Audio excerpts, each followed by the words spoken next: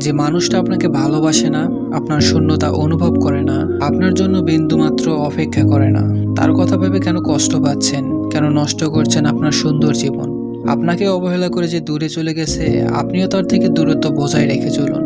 হয়তো কষ্ট হবে, তারপরও নিজের আত্মসম্মান বিসর্জন দিবেন না, অন্তত সেই মানুষটার জন্য যার জীবনে আপনার কোনো গুরুত্ব নেই।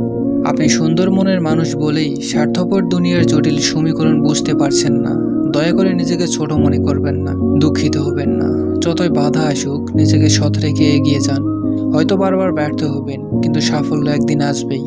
আপনাকেই বলছি, সবার আগে নিজেকে ভালোবাসুন, নিজের যত্ন নিন, নিজেকে বুঝুন, বোঝানোর চেষ্টা করুন।